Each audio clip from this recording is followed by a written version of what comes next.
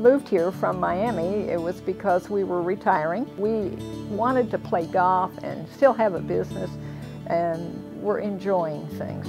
I really had not heard that much about Alzheimer's. I didn't know what to expect.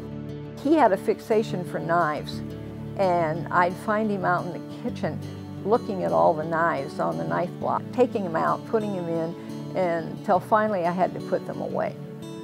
And at night, he would get up and he would come out and sit here in the living room. And he didn't know where he was or whether it was night or day, I don't think. So finally, I got a string of sleigh bells so that if he'd gotten up and I didn't know it, then I'd hear those sleigh bells, and so I could get up with him and be sure that he wasn't going outside. He was to go down to the barn to see the horses, and then he was going on down the road, and my neighbors happened to see him. They called me and said, "Do you know Bud is down at the end of the road?" Victory in the Lord, I say. Victory in the Lord. Pray to the Father in the soul, amen. Don't go riding on that long black train. Victory in the Lord, I say.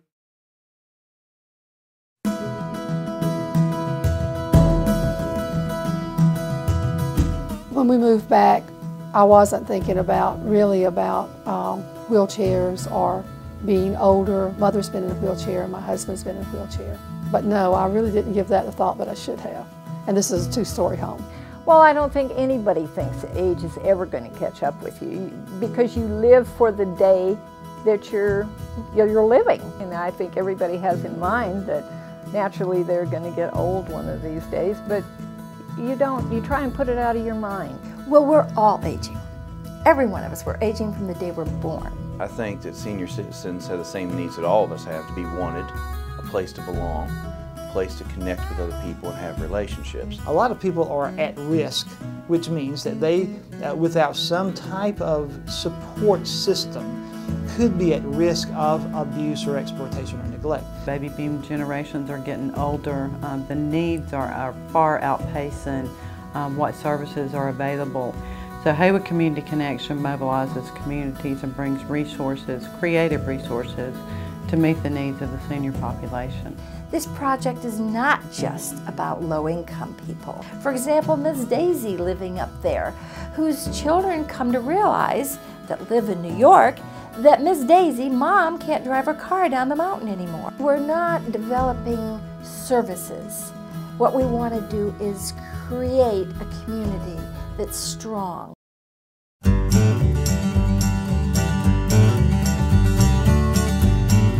I wanted to live here, I wanted to work here, I wanted to have a family here so that they have roots, and yes, they have gone far away. As a poet said, my sense of place is just right here, and that's what feeds my soul, I think. Haywood County is a very beautiful rural community in the Smoky Mountains of western North Carolina. Western North Carolina is becoming more and more a retirement area, and we're having more and more older adults move to western North Carolina.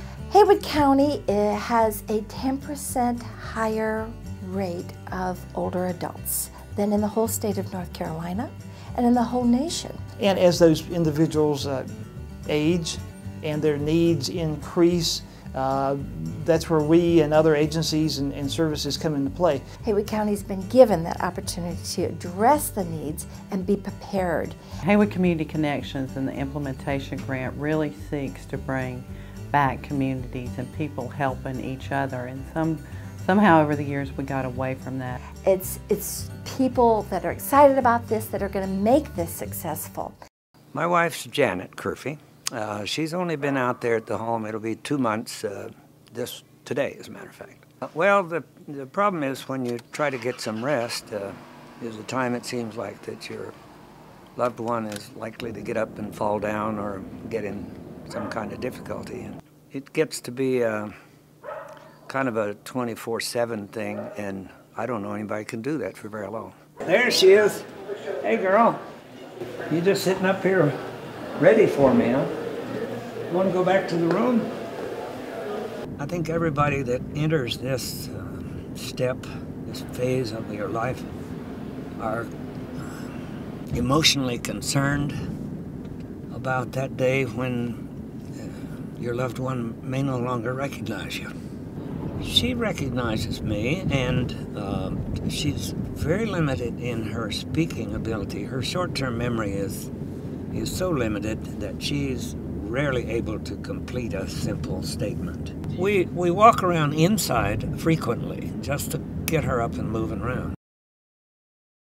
Let's see what we got today, huh? Oh, spaghetti. It's always a little uplifting to drive out here. It's the opposite when you leave.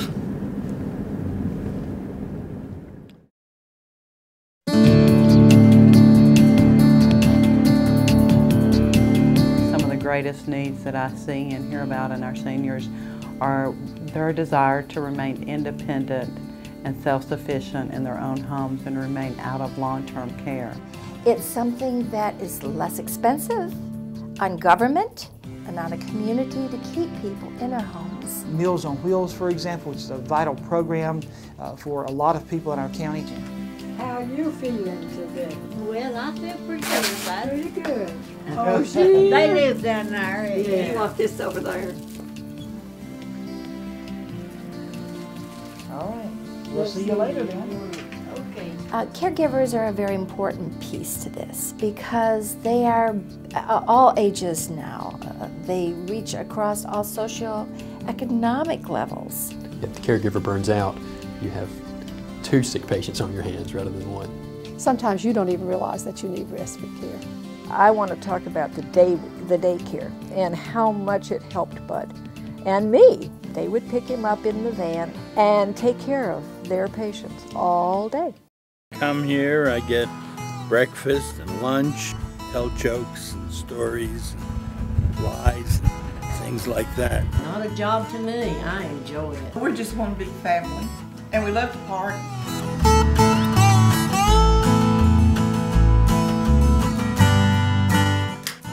We've got a new keychain and can't drive a car.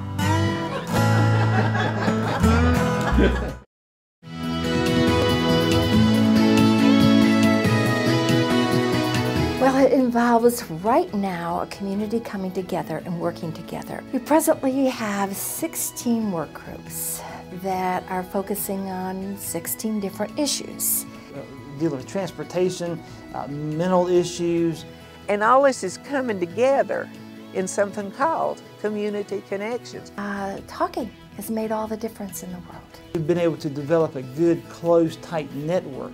We're all much more aware now of services available in our community than we were before all this started. And some of the things that we've done to create more awareness is, well, we've created a senior resource directory. I was on a committee that helped put together the Physician's Resource Manual. Started our own website, which is constantly being updated. In collaboration with United Way, we have now 211 system up and running in our community, where people can call just 211 on the telephone 24/7 and find out what resources are available to them. Well, I think Haywood Community Connections is going to be our only answer here in Haywood County because it's a way of getting people together. I would just urge folks to get involved. As funds dwindle, if we don't collaborate, we're not going to be able to meet the needs, and the needs change. Our goal is to be self-sustaining. We're being proactive, and we're looking forward to being a national model as to how people can work together and make this a very positive experience. We can be successful. I believe it. I've already begun to see it.